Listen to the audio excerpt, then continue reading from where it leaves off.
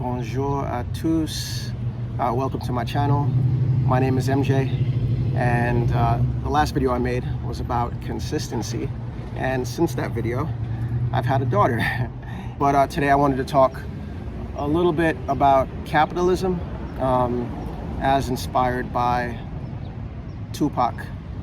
And the title of today's episode is Thug Life, based off of an interview Tupac did in the early 90s for a Swedish radio show. They want us to be a piece of shit so that the poor people kill the poor people, the rich people get paid off of selling the poor people dreams about being rich, but we never get the opportunities to be rich.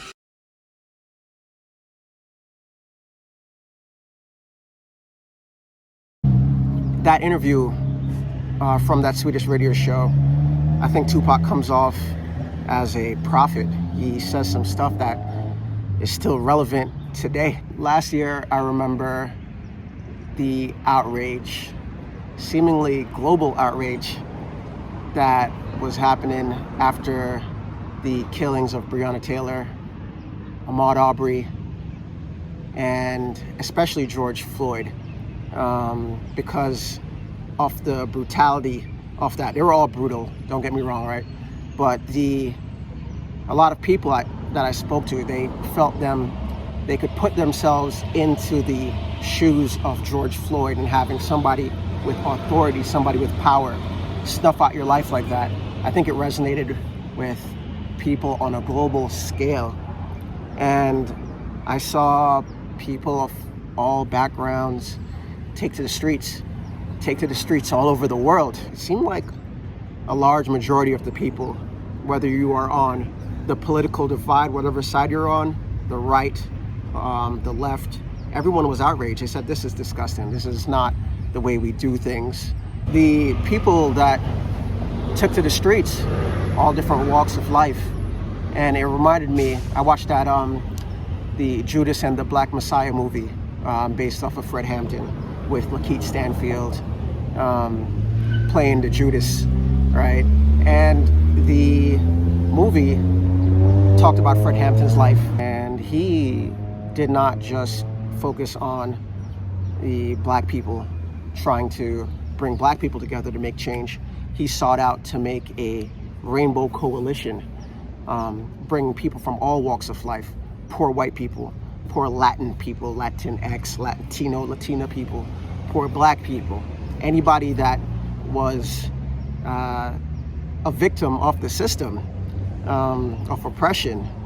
He sought to bring them together. That's what I saw during the protest. I saw that rainbow coalition of everyone just outraged and trying to make their voices heard. It was super powerful. Before long, I noticed that the narrative started to change, especially on cable news.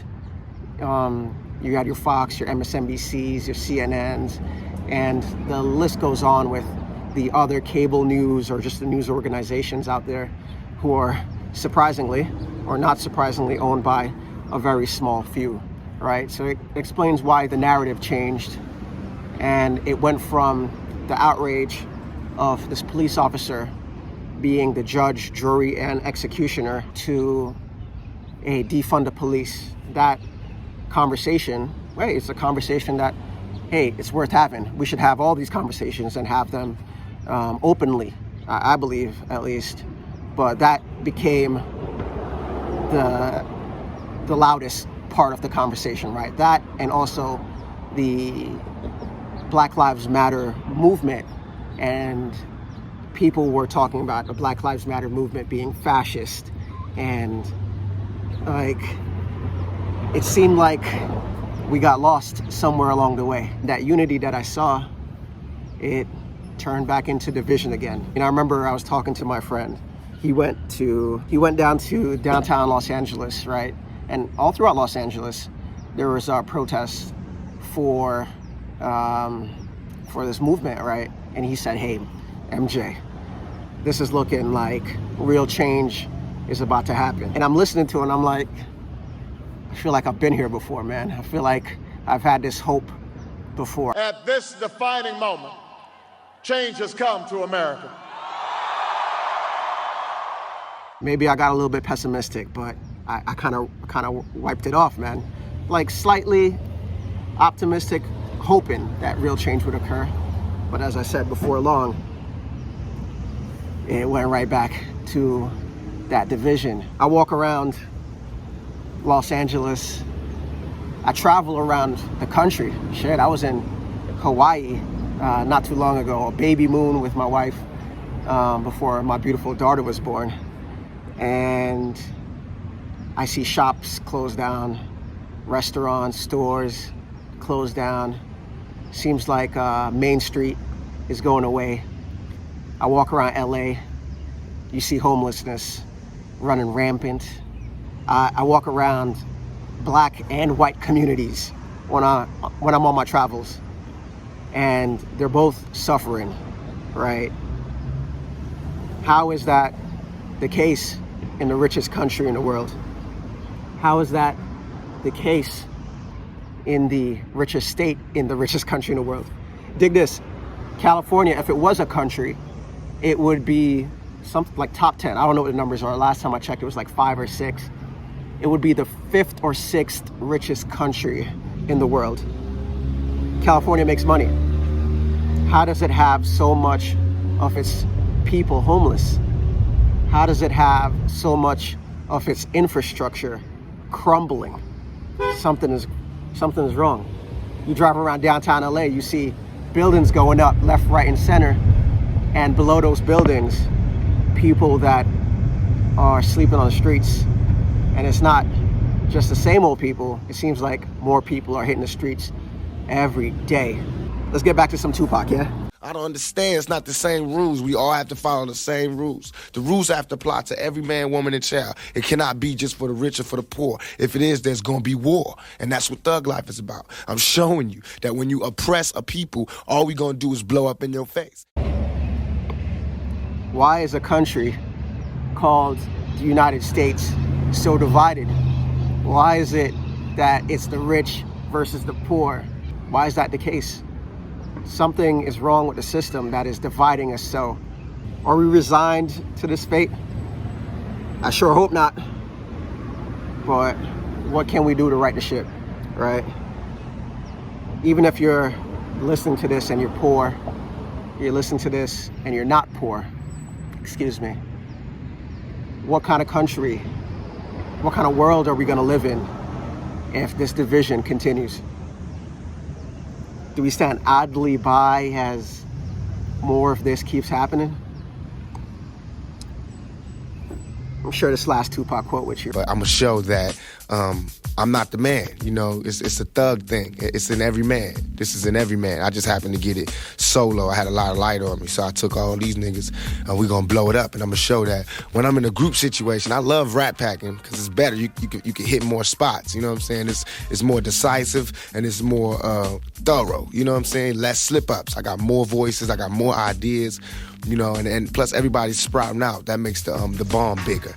If you got a bomb that blow up and they got like 5 pieces of shrapnel, they gonna hit 5 different people. If it was just me and I blew up in a circle, I'm only get one person, kamikaze. Know that the poet that is Tupac is not talking about actual bombs and blowing people up. He's talking about the power of the people and the power that we have within ourselves, the power that we have when we unify. We could be that big bomb. We don't have to go out as kamikaze. I was talking to my boy about this topic. He said so many revolutionaries either blow up kamikaze style or they turn to the other side, right? But there's power in numbers, man. There's power in unity. And that's what we're missing right now. As I wrote this, it was Amazon Prime Day. And I saw advertisements everywhere for Amazon Prime Day, wanting us to spend. And I think there lies one of the problems why we're not making the change that we need to make. So how do we go about making a change, right? Number one, I started off talking about the cable news and all that. I think that's the first step. Turn that off. Turn off the stuff that divides us. And the stuff that divides us is the cable news. It's the websites that say your neighbor is a bad guy. That person is never going to see eye to eye with me, so therefore I hate them. Like, even if we don't see eye to eye with a person, doesn't mean that they're our enemy. I'm sure there's certain things that whoever's listening to this, we don't see eye to eye, but that doesn't make you my enemy. It just means that we have differences of opinions, right? So back to capitalism, right? So it's Amazon Prime Day. It's not just Amazon either. It's so many companies want us to spend and spend and spend and spend our money. And I bring this up because the number two thing we got to do is stop spending our money. It's hard for us to change anything if we feel stuck. And how do we feel stuck? If we feel stuck with our bills, if we feel stuck with our lot in life, like, oh, I can't get out of this situation because I got these loans, I got this mortgage to pay, I got these credit card bills, I gotta pay off this debt. It's hard to make any change if you are beholden to other people, other corporations. And this country runs on keeping its citizens in debt, especially its poor. So my whole thing is we gotta get out of that. It's not serving us. It's not serving us well at all. And I'm not completely out of debt myself, but all of 2020, if there's one thing that this pandemic has done for me, it's caused me to stay my ass at home. And me staying my ass at home has caused me to focus on paying off those credit card bills, right? And that's what me and my wife did. I talk about it a lot because it's been so much of a stress relief. I haven't been thinking about my debt as much as I used to be, always thinking about, oh, I gotta pay this bill. Where's the money coming from? And for somebody that makes six figures, like I make six figures, I was worried about that on a regular basis, right? Now I still worry about my student loans, but the credit card bills and the personal loans I took out, that was killing me. But I don't worry about it that much. And I owe a big gratitude to Dave Ramsey and his book, Total Money Makeover. And while Dave Ramsey's not everybody's cup of tea, he helped me out a ton. But it doesn't have to be Dave Ramsey. It could be other resources. The resources are out there. If you want to get into a book, The Richest Man in Babylon is a good entry-level book to start getting into some personal finance, right? And yeah, I think that's what it takes. It takes us getting better with our finances. And when we're free of our debt, we can start making that change. And we can start living that thug life that Tupac talked about, right? We can start becoming that bomb. We can start becoming that unit to make change happen in this country. At least that's my belief, man. And that's why I'm putting this video out here. I think that's what it takes to bring this world to a place, to the potential that it has.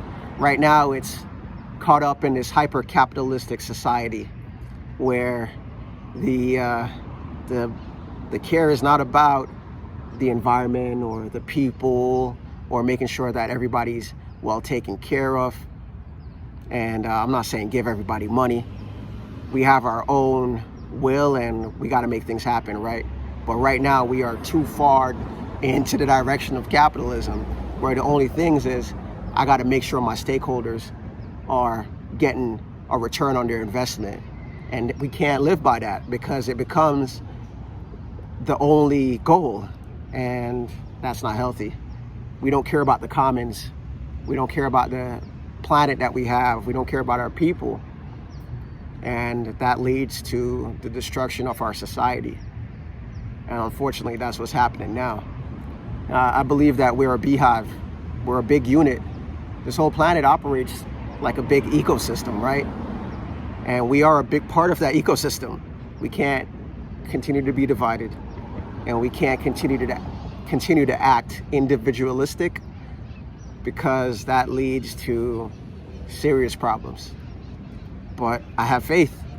If I didn't have faith, I would just resign myself to chilling and not even talking about this. But I think there's potential out there. So hopefully this resonates with you. If you want more stuff like this, check out my blog, check out my website, igobymj.com. And thanks for tuning in, and thanks for listening this far. If you've made it this far, you're a real one. And I thank you. And stay tuned for the next video. MJ out. Peace.